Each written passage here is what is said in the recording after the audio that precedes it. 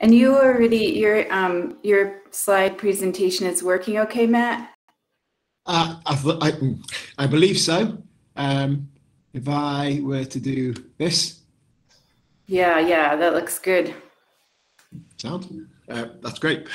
Sound. Good. Okay.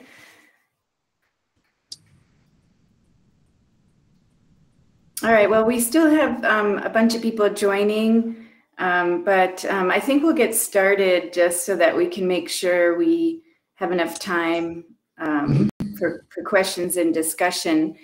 So I'm really happy to welcome you all to our weekly seminar series, and this is with the Center of Excellence in Biodiversity and Natural Resource Management at University of Rwanda.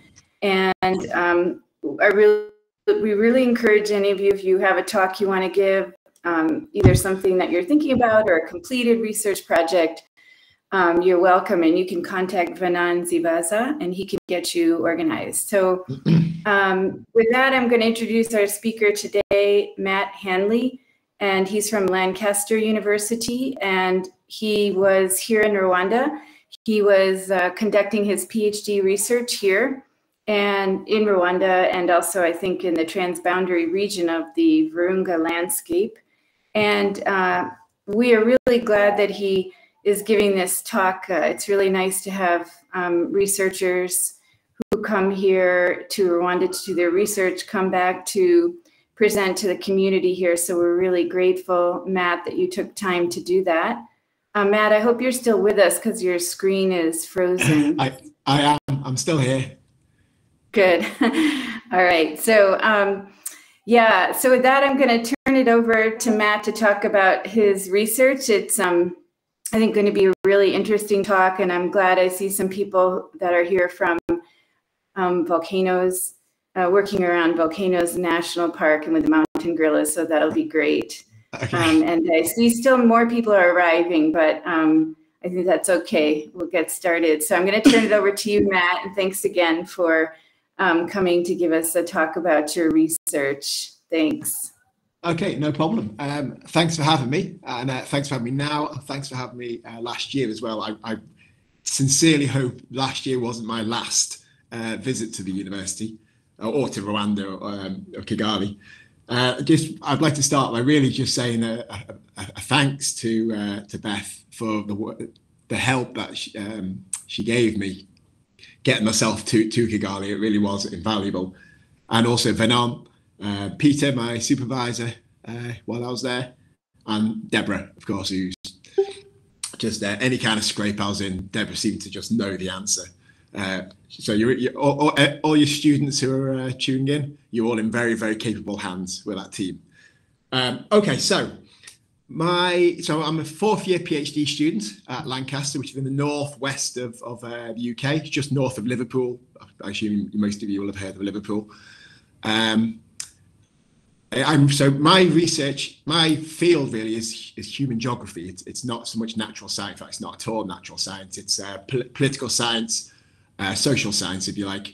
So I'm looking at the human and political relationships around transboundary conservation and environmental peace building. And I'll explain what environmental peace building is, because that's kind of the core of my of this presentation and the chapter which I'm presenting now, the chapter of my PhD.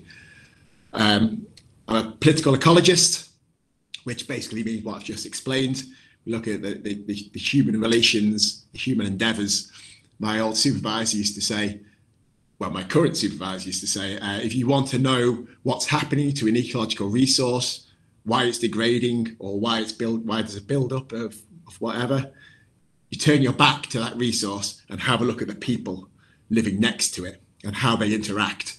There's your answers. That's what's happening to that resource or that ecological phenomenon. Okay, so from collaboration to degradation, apologies, how high-level political cooperation can lead to ecological degradation. Throughout this, so I'm going to introduce this idea of environmental peace building first, so you kind of get a grounding in where I'm coming from. Excuse me. And then I'll talk about my actual research, the work that I did while I was over in East Africa, in the region. And then I'm going to allow my interviewees to tell the story of the kind of current dynamics that's affecting the transboundary conservation. So we'll start with environmental peacebuilding. It's a relatively new concept in terms of being theorized. This idea that, to give you a good example, if two countries share an ecological resource, let's say a body of fresh water, it's in both of those countries' interest to protect that water from pollution, because pollution doesn't just stop at a border, right? If one country pollutes their water, the pollution stretches across the border, so the entire body will be polluted.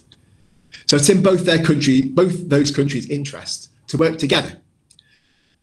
When those countries are actually in conflict, at war with each other, then that gets quite interesting. And there's cases around the world where countries may well be at war, but at this kind of very technical, scientific level, they're collaborating quite happily over the protection of this resource, this transboundary resource. So you have this phenomenon of conflict and collaboration happening between the same countries at exactly the same time. And that's what happened between Congo, Rwanda, and Uganda over the last 30 years. So that's what I'm looking at. Excuse me for the cough. I'm just coming out of a bit of a virus. I do apologize. So environmental peace building, if you look at number 2 at the top there, this is kind of sort of what we're looking at in the greater Virunga landscape, we'll call. The attempts to initiate and sustain a dialogue on transboundary cooperation between parties to a conflict, right? So you think back to the example I just gave, you look at pathway 1, shared ecological resources ignores borders, right? Water, pollution, it doesn't stop at the border. Likewise, mountain gorillas, they don't stop at the border of Rwanda and check for passports and visas. They roam the entire forest. Complexity of conservation across borders, it produces these habits of trust building and reduces uncertainty. The more countries work together, the more trust building there is, reduces uncertainty and reduces suspicion about that other group of people. And then the softening of those exclusionary identities, the national identities, and it promotes this kind of common sense of place and purpose. This is the kind of the idea anyway behind environmental peace building. And then pathway 2, which we see is less common, violent conflict becomes less and less conceivable as a result of that previous collaboration. So it's, the idea is that the cooperation, collaboration at this very low technical scientific level can go up those political scales to a national government level, and they realise the importance of working together to conserve this ecological resource. So this is a very crude example of what I'm talking about. So it started this technical collaboration, what we'd call an epistemic scientific community. So one community, doesn't matter what country they're from, one community who work from the same epistemology, the same truth, the same knowledge, the same scientific workings. So I imagine everybody, most people watching and listening here will belong to the same epistemic community, right? And then the idea is this cooperation after a while will start climbing up the political scales. It begins to be depoliticized, if you like. The municipal collaboration, local municipal, or even the heads of the national parks begin to realize the importance of collaboration. And then pretty soon that itself works its way up to the ministers, maybe the environment ministers of the partner states, and the national governments then become involved. So that's the kind of dynamic I'm dealing with here. And that dynamic is very obvious in this, the protection of the gorilla parks, of the Virunga forests. And of course, just to the right of that, these are the actors that you usually find in a situation like this. You get big international NGOs, international financing institutions, country governments funding, usually United Nations as well. Excuse me. So very quickly, this is just a bit of a kind of diagram of benefits of environmental peace building. You look at the blue words at the bottom. Look at the red words at the top first. These are the stages of conflict over time running from left to right. So causing tensions, financing conflicts, weapons of war, etc., etc. The blue at the bottom, they're the opportunities for collaboration around this ecological resource. Good resource governance, entry point for dialogue, etc., etc., until you get to revenue. Once there's a peace between two countries, then revenue and basic services can be resumed around that resource if you want to make money from it. And then the ribbon in the middle is the kind of potential impacts of that collaboration on the conflict, how it can positively affect the conflict. All right, so that's a basic introduction to environmental peace building. And these dynamics, as I say, they are present in the last 30 years of mountain guerrilla protection. You probably already, most of you here will know this anyway. It's most of the guerrillas, or half the guerrillas, mountain guerrillas, they live in this very small forest, which is stretched over the border of three countries: Volcanoes National Park in Rwanda, the Virunga National Park in the DRC, and the Magahinga Gorilla National Park in Uganda. And the other half of the mountain gorillas are about 50 kilometers north in the Bwindi Impenetrable National Park in Uganda. But I'm dealing with specifically the transboundary park between the three countries there. Excuse me. Okay, so very brief word about my methodology. As Beth said, I spent 4 months in East Africa last year. Wonderful time. Between May and September, I visited Kigali, Musanze, which is up north, the northern border, Kisoro, which is southern Uganda, again on the border of the Magahinga National Park. I went to Kampala to interview politicians. Went to Kabale, which is the town just further over from Kisoro.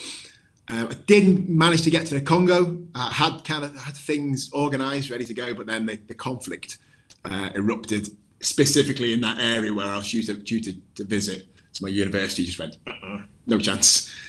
So I relied on online interviews of park staff and civil servants involved in the park authorities. So I conducted 76 online and in-person interviews, semi-structured interviews, over those 4 months, and previously online, and since then online. 15 focus groups. The photo on the top right there, that's me interviewing a focus group of elders from a village not far from Kisoro, right on the border of the Magahinga Gorilla Park. In all, I've spoken to over 100 people, and that's from the range of my interviewees stretches from executive political actors in various levels of government in the three countries, protected area authority actors, head park wardens, ordinary rangers, NGO actors who are operating in the parks, international donors, and community groups and individuals like the guys on the top right there. I also did an ethnographic study in Volcanoes National Park. The bottom right photo is me in Volcanoes on the hunt for gorillas. Went with a team of four rangers, and we chatted and I watched how they interacted. And I also went to the African Protected Areas Congress in Kigali in 2022 and took notes and did a limited participant observation. So I think it's fairly thorough, being able to speak to over 100 people involved in this transboundary conservation. So mountain gorillas by 1990, by 1981 there was 240 roughly mountain gorillas. They were almost extinct. By 1990, I'm sure there were fewer. In 1991, the IGCP, the International Gorilla Conservation Programme, which is a coalition of the WWF, of the African Wildlife Foundation and Flora and Fauna International, three conservation NGOs. They arrived in East Africa and they began working, or well, they were there anyway, but working independently in the different countries. They started the IGCP. They started working with all three countries. This is the first time the countries had really started to work together over this issue. They started working with the volcanoes authorities and the Virunga authorities, and eventually the Magahinga authorities too. And they basically worked on harmonizing policies, harmonizing monitoring and tracking, tourism and education policies, and habitat protection as well. The habitat the gorillas lived in from development and from poachers. So harmonized their security arrangements. And it worked ecologically. It was a success. By 2019, the last census in 2019, there's over 1,000 gorillas now. So we've gone from 240 to 1,000. They've been taken off the critically endangered extinction list by the IUCN, I think. So ecologically, it's been a success. Now, going back to what we was talking about with environmental peace building, with this low-level technical epistemic community that had grown up around the three park staff and the IGCP. From 1991 to 2003, 2004, it all worked at a very, very informal level. We had trilateral gorilla monitoring. We had joint and coordinated patrols. That's where countries, park staff from the countries, rangers from the country would meet either, so the Congolese and the Rwandan staff would actually meet at a border and they would patrol at them together. And sometimes they would actually cross the border and work together, patrolling in the border areas of these countries to stop poachers who would cross the border to evade being caught. And then a few times a year, the IGCP organised these regional meetings where the staff from the three parks would all go to one place for a weekend of training, of team building, of bonding, if you like. And these were really successful. And from this, this epistemic conservation community in the GVL, the Greater Virunga Landscape, was built at this very informal scientific level. So you had IGCP at the top left. They had the UWA, the ICCN, and ORTPN, which became the Rwandan Development Board, were involved. And then the various NGOs, Dan Fossey Gorilla Fund, the Gorilla Doctors, the Bwindi Magahinga Conservation Trust in Uganda. So these are all involved. These are all the people in the organization that made the epistemic conservation community. So these are some quotes. From now on, and it's going to be quite quote heavy because I want the actual practitioners to tell this story rather than me telling you how it is. I want these guys to tell you what's going on. So when we had these epistemic communities, look at the first quote there. These are from people who were there at the time in the early 90s who started this wonderful project. So the rangers would move from the edge of their park to the boundaries of their countries. They would meet, they would have a chat as friends, and then decide on the best security strategy. There was real brotherhood in these events. I saw Congolese wearing Rwandan shirts and vice versa. They exchanged shirts like football players, right? So you get the sense of this real brotherhood, real friendship growing between the park staff, towards this one goal of protecting the mountain gorillas and the habitat. And then what's most remarkable to me is the last quote here. During the genocide and the post-genocide refugee crisis, the Rwandan wardens and rangers were welcomed as friends by their colleagues on the other side of the Congolese border. So they didn't end up in those refugee camps, but actually at Virunga Park, headquarters in Rumangabo in Zaire, as DRC was then. So you see what I mean? You see this kind of real community which was growing up, and it was so successful in starting to protect these mountain gorillas, which is all the more remarkable when you look at the backdrop that this was happening throughout the 90s and the early 21st century. You don't need reminding, I'm sure. 1990, early 90s, you had the Civil War, the genocide in 94, the first Congo War, and the second Congo War, in which more people died than any other conflict since the Second World War. And then since 2003, there's been this kind of continuing conflict in Eastern DRC. So all this happened, all this informal technical cooperation between park staff and conservation staff, all this happened while this kind of extraordinary conflict was happening. You had this duality of conflict and collaboration happening at the same time, which is a remarkable thing, really, when you think about it. Now, what happened after the peace treaties were signed? Remember my table about starting to climb these political scales, starting to depoliticize, starting to politicize the collaboration by climbing up those political scales to eventually the national government. This is what we started to see. 2004 cooperation agreement was signed by the Protected Area Authority heads. 2005, the Goma Declaration, which was signed by the government ministers at the time, which committed the three countries to work together to conserve the landscape and the mountain gorillas. 2008 was the creation of the Greater Virunga Transboundary Collaboration, which is a formalized legal body to manage the conservation of the GVL ecosystem. 2015, the Treaty of the GVL was signed. The GBTC was signed, which gave it a legal authority and a diplomatic authority in the region. And then up until then, the IGCP was kind of still running the show.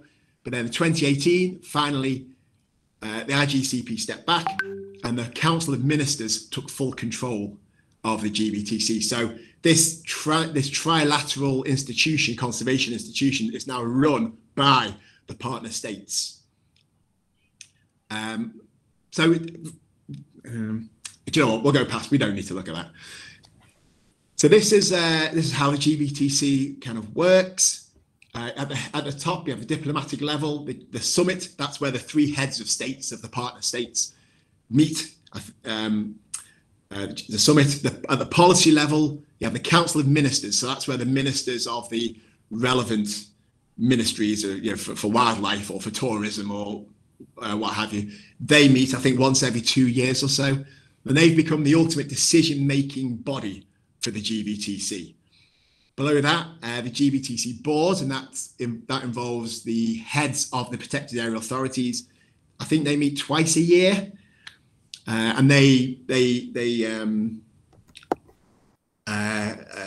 advise the Council of Ministers. The Council of Ministers make the decisions. The GBTC board send those decisions down. The GBTC executive secretary in green there, they're like the civil service. They're the ones who implement the decisions made by the Council of Ministers.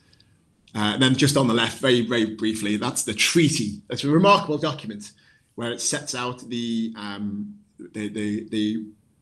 responsibilities of the partner states. Really remarkable document. I advise you all to have a good read of it. Okay, so one of the problems now, so that's all great. So the conservation has been escalated as the environmental peace building literature and theories say it needs to happen. The kind of normative way of the normative dynamics of environmental peace building, it's been escalated up, it's been politicized, taken away from that kind of the technical epistemic communities. But now we're facing a bit of a problem because now all authority for transboundary conservation lies in the hands of the politicians, who aren't necessarily conservationists, they're politicians. And so the GBTC, again, these are all quotes from my interviewees, the GBTC is led by political appointees whose loyalty and priority is to the government, not necessarily to conservation. That's the same all over. That's just not your partner states. That's politicians are politicians. So, for instance, the RDB is a political department. So things that could be considered sensitive now, which park staff just used to make happen because they could, these things now have to be escalated, probably to the president's office. I don't know if that's true. and the people in charge of UWA or the RDB or the ICCN, the Congolese authority, they might not even be conservationists, but are politicians first. I mean, they are at the ministerial level. Again, that's the same in any country. And there you go, yeah, politicians are politicians. So that's all very well and good. But what happens when the minister or the governments of those partner states fall out? What happens then to the collaboration? So what's happened in the last couple of years? You had the border between Uganda and Rwanda was closed. And now we have high tensions between the Congo and Rwanda. Can Uganda remain neutral in the M23 incursion in Eastern Congo? So you see the governments aren't necessarily cooperating very well together. So what's the political fallout then of that? A kind of executive Congolese conservation operative, he said a senior Congolese minister suggested that Congo, the ICCN should leave the board and take Congo out of the GBTC altogether because of these tensions. So when it comes down to national interest will always trump any kind of transboundary collaboration. Behaviour like this only serves to raise suspicion and mistrust between actors at government and senior park level. And this is the crux of the matter, I think. The IGCP arrangement was informal and was based on goodwill. It's that epistemic community, remember. But now the GBTC, it's intergovernmental, which on one hand gives it more clout, gives it more authority than the IGCP could attract. But then the ministers haven't actually met for quite a long time because of the larger political tensions, and that's affecting the collaboration. And we'll look at that now.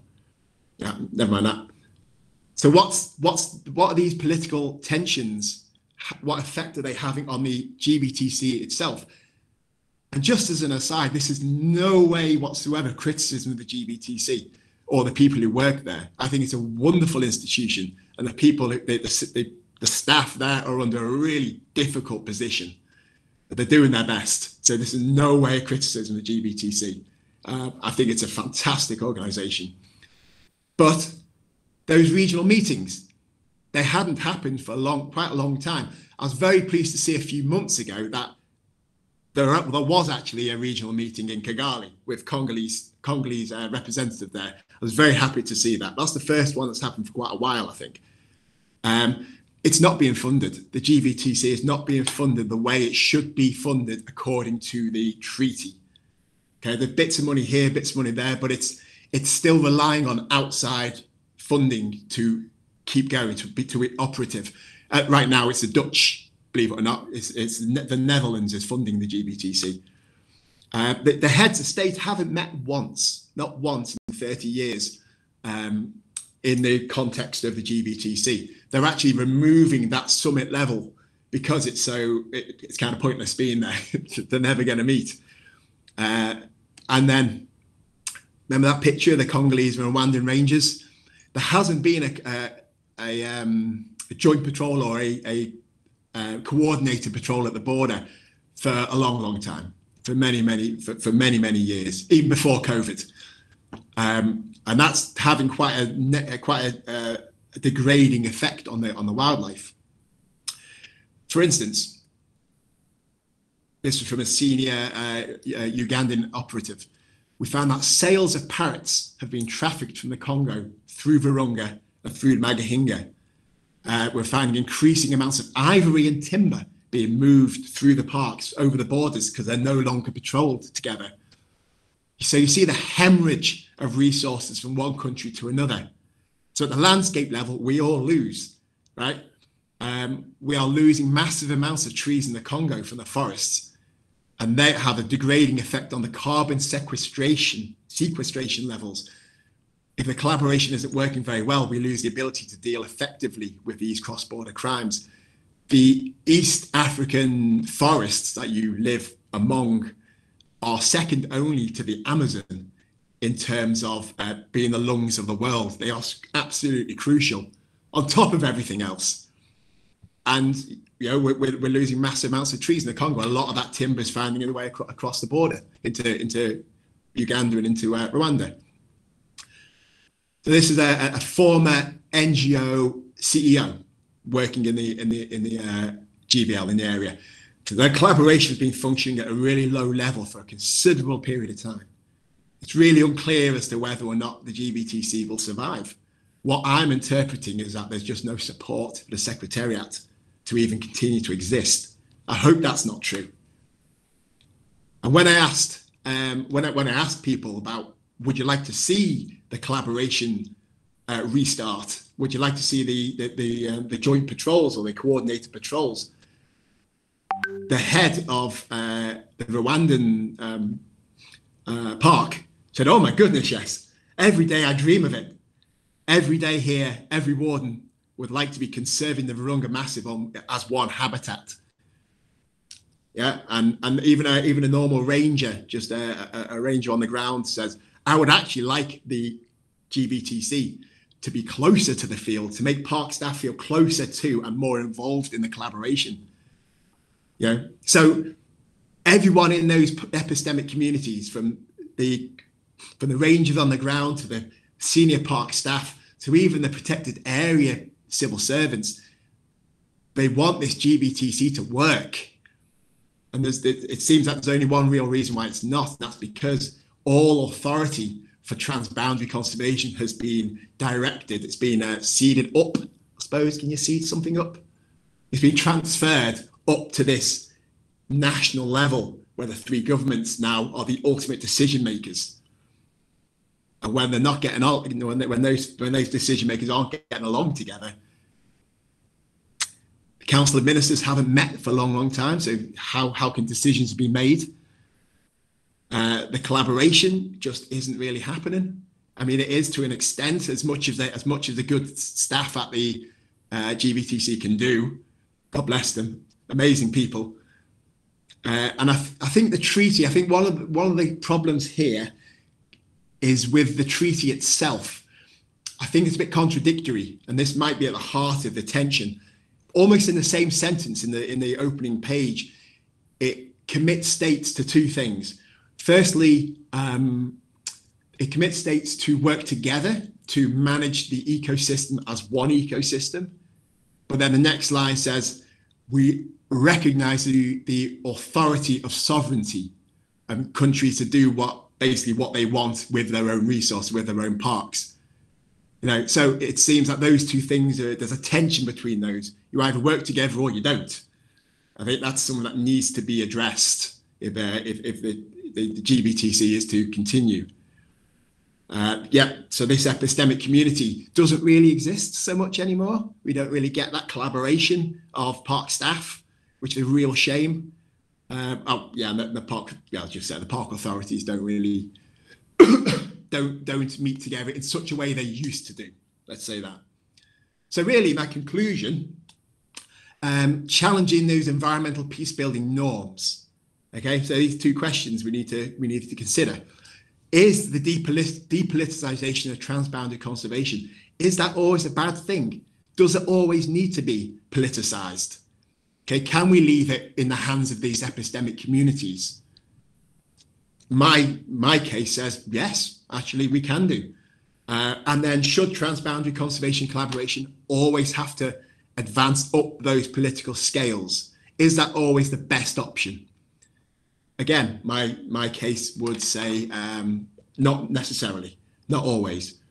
So yeah, that's my presentation. That's how high level political cooperation can actually lead to ecological degradation against all perceived wisdom. And I'll stop there because, well, just stop. I've run out of things to say. Okay, thank you.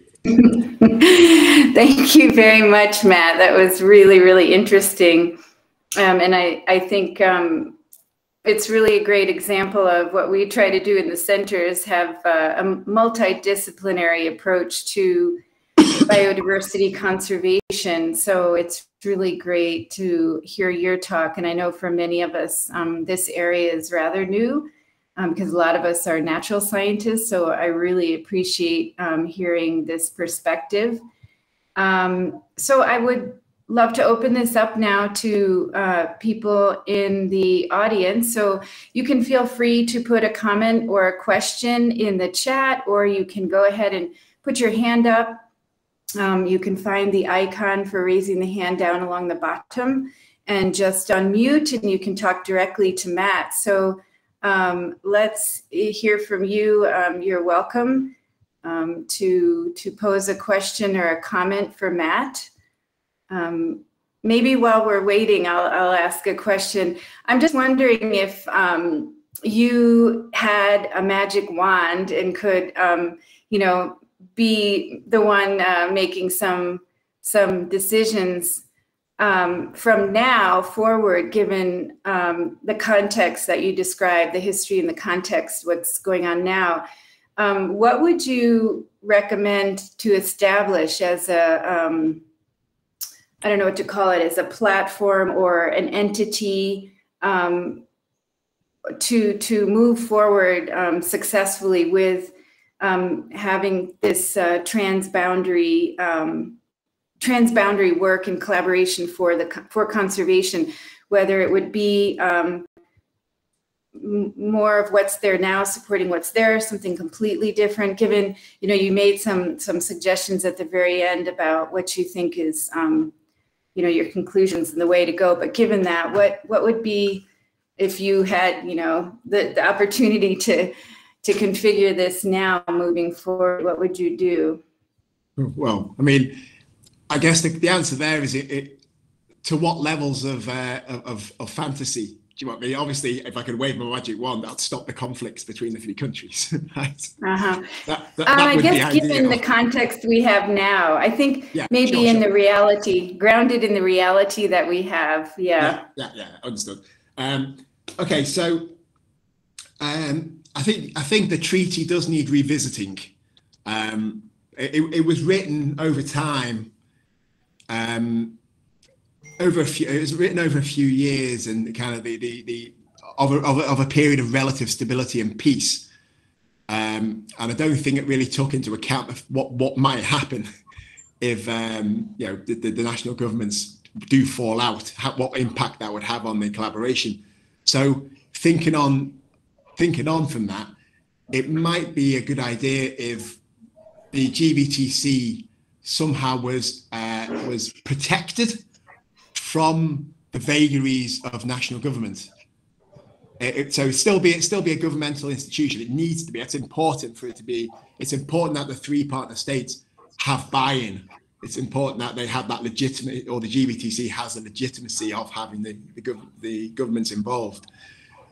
But I suppose a good answer would be if the GBTC could be ring-fenced and taken away from being used as a political football, and there's just a statutory, a mandated financing of it, and a kind of a commitment not to meddle. The GBTC treaty actually, it hasn't actually been ratified by the country's parliaments yet, right? Which I think is alluding to what both of us are talking about here.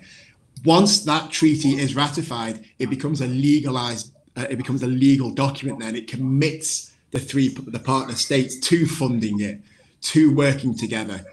And I think one of the reasons why it hasn't been signed is for these reasons. So the mechanism is actually there.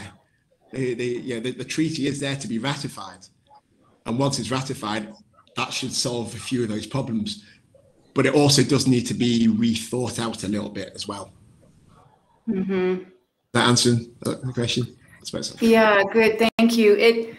I don't know if this is a good analogy, but it reminds me a bit of, you know, planning for pandemics when we go into lockdown, you know, and we have lots of plans for, say, how tourism is going to really support protection and conservation and communities. And then when we have a pandemic, a lot of that can fall apart. So there's been a lot of discussion about how we pandemic proof, conservation and tourism. So it's somewhat similar. How do we politically proof the conflict proof transboundary collaborations. That's a big challenge, I guess. Yeah, well, yeah. I mean, but one development which has happened recently has been a recognition of this kind of, I don't like to use the word paralysis. It's not the GBT isn't paralyzed. It's still operating, but it can't do nearly a fraction of what it is mandated to do. So that seems to be recognized now. I believe that there's an MOU signed or going to be signed by the IGCP, the NGO, and the GBTC to kind of reseed authority for transboundary action to the IGCP, back to the epistemic communities. So we're taking the politics out of transboundary conservation. So on one hand, the collaboration will start again, but on the other hand, it really loses, I think, that legitimacy of having the partner states at the center of it. Mm-hmm. It's a great example, though, of what I think that can help make it really clear for people that going back to IGCP is depoliticizing it. And then what do you lose and what do you gain from that? I do see a comment here from Salim. He said, Matt, I need to know if you have done research on which rate are we on as countries in transboundary collaboration. Is there any improvement towards conservation? This comes due to political insecurity issues in neighboring zones, especially DRC. Isn't this issue slowing down conservation efforts? And so, yeah, you can feel free if you want Salim to clarify any of that. He's here, so he can unmute and talk to you also.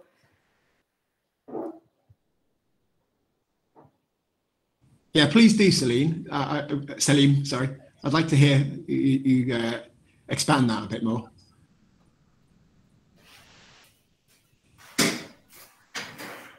Salim, are you able to unmute? And you can, there maybe needs some clarity on that question you asked, especially about the rate of transboundary collaboration. Not clear what you mean there?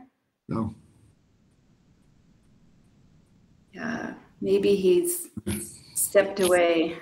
Oh, rate, yeah, he said, yeah, I don't, but rate, maybe you can try to interpret that, Matt. I'm not sure how you can have a rate of transboundary collaboration, but. Well, I mean, yeah, it's kind of unclear, but certainly from what I can tell anyway, what's happening in the Congo, I mean, the week before I was due to go to Rumangabo, which is where the Virunga National Park HQ is. The week before I was meant to go, M23 invaded and occupied that town. So it's kind of a escape, really. That has really severely hampered conservation efforts. I believe that the Virunga staff are concentrating their efforts now just specifically in the guerrilla areas, which is what's leading to the degradation of the forest elsewhere in the Virunga National Park. Right. So according to countries' efforts, yeah. See, the problem is, okay, I think I understand. The problem is without a central transboundary force bringing those countries together, it's the three countries are operating on their own. Currently they're operating their own silos, if you like, their own kind of national community. What's best for their own country? So, like Rwanda a few years ago just doubled their price of a guerrilla permit. These things are meant to be harmonized across the three countries, right? But Uganda unilaterally just increased their prices to the surprise of everybody else. So yeah, the transboundary aspect between all three of the countries isn't really great at the moment, and I wouldn't want to single out any particular country because it's to do with that kind of unifying operative force of the GBTC to be, you know, they've got a 10-year plan. The GBTC have 10-year plans, but they can't actually roll out that 10-year plan without the Council of Ministers making those decisions. Does that answer your question, Salim? Okay. Yeah, good. Thanks, Salim, and thanks, Matt. And Eloise, yes, go ahead. Thanks. Yes, thank you very much, Matt, for your good presentation. When I've read your title, High-Level Political Cooperation Can Lead to Ecological Degradation, I was wondering how. And then from your presentation, I can't still get how. Because I wonder how do you classify a political cooperation of a high level? How do you rate the high level of cooperation? And in your case study, where you are studying Rwanda, Uganda, and DRC, how do you define this high level political cooperation? And how is it leading to the degradation, as you have said? The second, how operational do you think is a transboundary environmental cooperation in case of conflict between countries? I'm asking this because you have mentioned the conflict between Rwanda and DRC. And recently there have been a politician from DRC who said that Rwanda has stolen the gorillas from the DRC. So how do you really think is operational a transboundary environmental cooperation in case where countries are in conflict? Thank you. Okay, well, I'll answer the second question first, mainly because I've already forgotten the first question, so I'll come back to you. Apologies. I've got the brain, the memory of a fly. Yeah, there has been conflict between countries to do around where the guerrillas are traveling. I know a colleague of, well, not a colleague, but someone I know, a fellow academic, back in 2017 did something not similar to what I'm doing as well, not quite the same, but she uncovered these kind of prejudiced views from one country against the guerrillas from another country, which is just baffling, right? The guerrillas in Rwanda are the same species as the guerrillas in Uganda, is the same in the Congo. There was a diplomatic incident when relations between Uganda and Rwanda were at their lowest a few years ago, when the border was closed, and a community, a family of guerrillas actually crossed the border into Uganda, and Rwanda accused Uganda of blocking them from going back and making their own money off them. And there's a revenue sharing scheme in the DC. If a community of guerrillas cross over the border and that new country starts making money from the guerrilla permits, they pay 50% back to that country, that original country. So that's meant to stop that kind of conflict around the travel of the guerrillas. But because the collaboration has fallen apart so much, as I said, the countries are operating in their own self-interest now. And so if they lose a family of guerrillas over there, they're going to do their damnedest politically, diplomatically to get them back. Even if, and in this case, Rwanda lodged a diplomatic complaint at the Ugandan embassy about this. It's insane, right? It's absolutely crazy. You share this ecosystem. These are colonial borders. These countries should not be in conflict over this one ecosystem. So the answers are there within the kind of the larger GVT, the collaboration about revenue sharing, about habituating guerrillas. All these things have been thought about, but because the countries are operating in their own silos, you get this kind of conflict where people start referring to our guerrillas and their guerrillas. Therein lies the problem. What was your first question? I beg your pardon. Please ask again.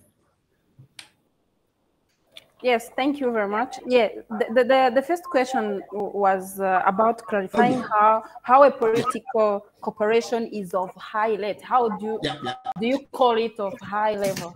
Yeah. Okay. Well, I mean, in this case, and reflected in the environmental peace building literature or the theory, I mean, on a national basis, you can't really get higher than the national government, right? The president, if you like.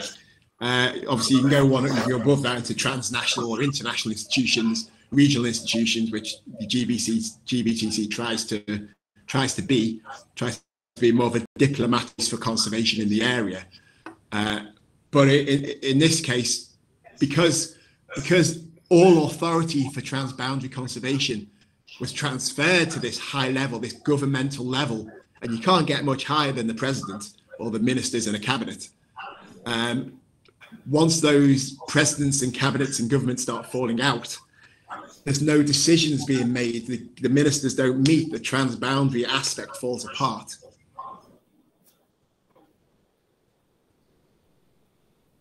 Okay, yeah. Thank you very much. Great, thank you for that question, Aloysie. Anybody else have any questions or comments? You're still digesting the information. Any thoughts, any questions for Matt? You can still put your hand up or put something in the chat.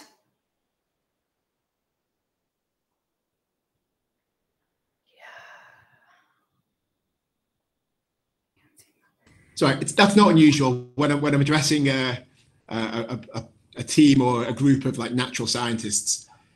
These are they're quite new concepts. It can be quite overwhelming. As overwhelming it is when I sit at a natural science meeting. I'm like, what are you talking about? I don't understand. Well, I feel lucky that I spent about 20 years in an environmental studies program, so it was completely multidisciplinary, and I had PhD students and research colleagues from natural and social sciences, political economy, etc. So I did learn a lot there, but I know it's very new, and I'm really interested in helping our natural scientists understand better what are these other fields, other epistemologies, other ways of knowing, so that we can really think about them in a more holistic way of how we can combine our different ways of knowing and our different types of data to understand these. I love the quote my supervisor said about, if you want to know what's happening in this natural resource, you look at the people interacting with that resource. If you're trying to find out why a forest is being degraded and you're doing the natural science experiments, you can find out like the chemical compositions, or you can find out the soil, the state of the soil, pH levels. But if you're not looking at the humans using that forest, you're missing a big part of that jigsaw, a big part of that picture. Exactly. Yeah, that's true.